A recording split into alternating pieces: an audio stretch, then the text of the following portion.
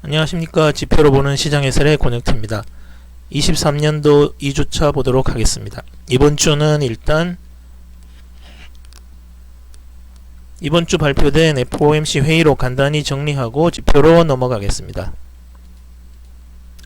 회의록을 정리해보면 참가자들이 인플레이션을 2% 밑으로 내리는 것이 절대 목표라고 파월 따라가고 있습니다. 그리고 1년 동안 목표는 많이 했지만 인플레이션을 확실하게 제약하는 수준은 아직 아니라고 보았고요. 그래서 모든 참가자들이 다 0.5% 금리 인상에 동의했고 23년도에 금리 인하에 동의한 사람은 하나도 없다라고 되어 있습니다. 그리고 앞으로 통화정책을 결정할 때 이 부분이죠.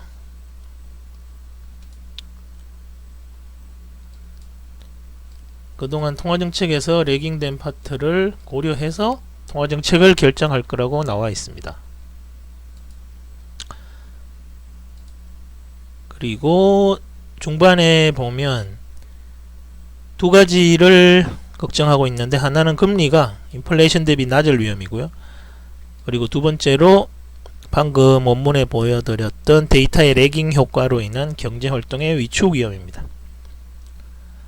그래서 지금 동의를 했고 금리 인하에 동의한 사람은 하나도 없으며 앞으로 이 부분을 통화정책 결정할 때 고려해 보겠다, 이렇게 되어 있습니다. 그래서 결론적으로 경제는 점진적으로 성장 중이고요. 인플레이션은 팬데믹으로 인해서 은퇴하신 분들, 그런 분들, 이민 정책, 그리고 에너지의 높은 가격, 전쟁으로 인한 거죠. 그리고 낮은 실업률과 광범위한 전방위 부분에서 발생하는 가격 압력,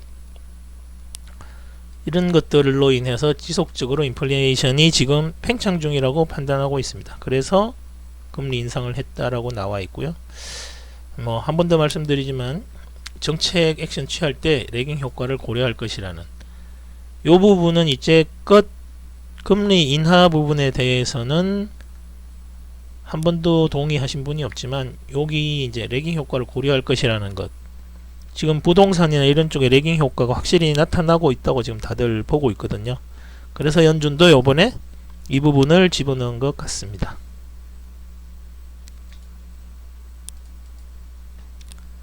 네, 다음으로 주요 지표들 보겠습니다. 일단 선행지표라고 불리는 제조 PMI 보시면 계속 하락하고 있습니다.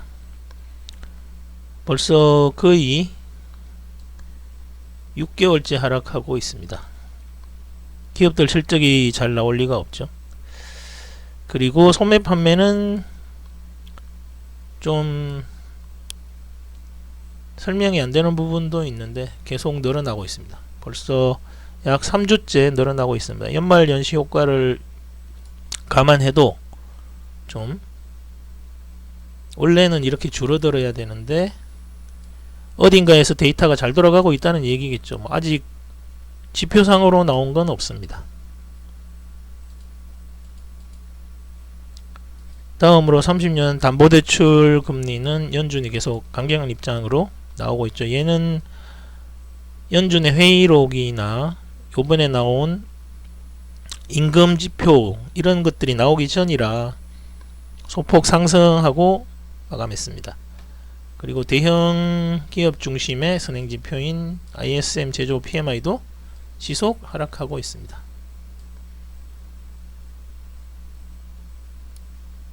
결국 결론적으로 보면 전방위적으로 기업들이 큰 기업부터 중소기업까지 다 방어적으로 경영을 하고 있다고 보시면 될 것 같습니다.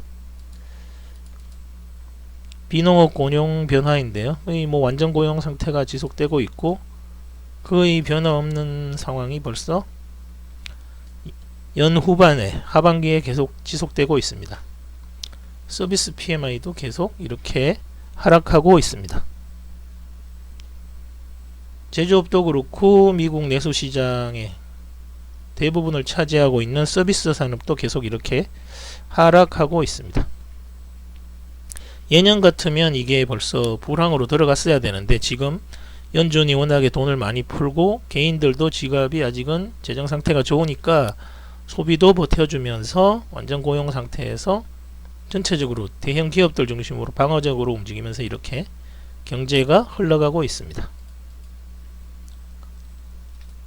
그리고 가장 지난 금요일날 상승을 만들었던 평균 임금인데요. 미국의 시간당 평균 임금이 0.3%로 내려왔습니다. 거의 평년 수준이고요.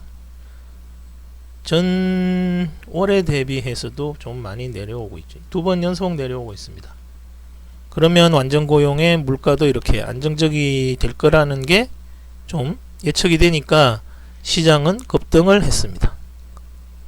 그러면 아까 보셨다시피 소매 판매 지표도 계속 오니까 크게 침체는 오지 않을 것으로 다들 이제, 옛날 같은 경우는 전혀 뭐 침체가 확실하게 온다 그랬는데 요즘은 그런 말이 쑥 들어갔습니다.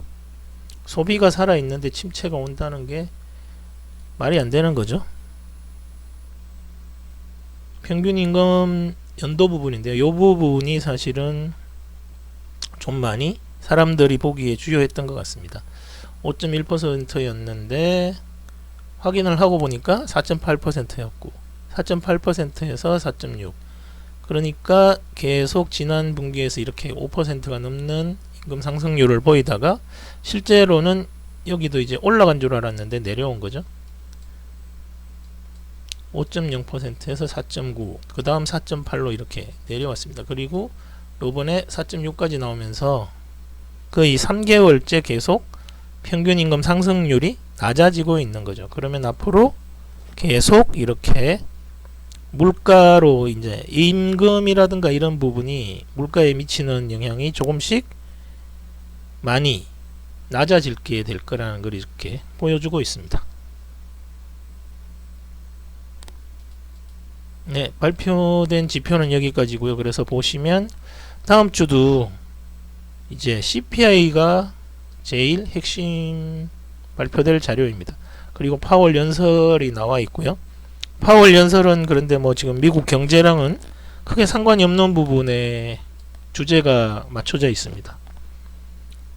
그래서 보시면 시장은 일단 상승으로 갈 것으로 보여지고 있고요. 이번 주는 뭐 조정 후 상승으로 마감했습니다.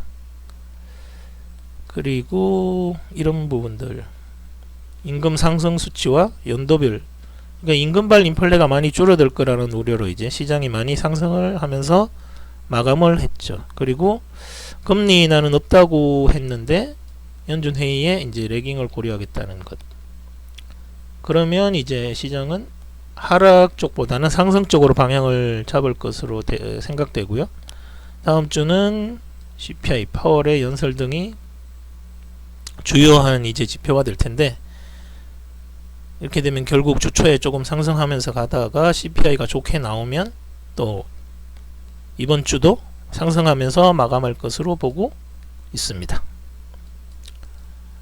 그리고 전체적으로 시장이 연준이 금리를 하락 전환할 수 있는 환경으로 점점 더 변화하고 있습니다. 결국 상승 쪽으로 보고 있는 투자자들에게 유리한 환경으로 변화하고 있는 거죠. 네, 여기까지 하겠습니다. 감사합니다.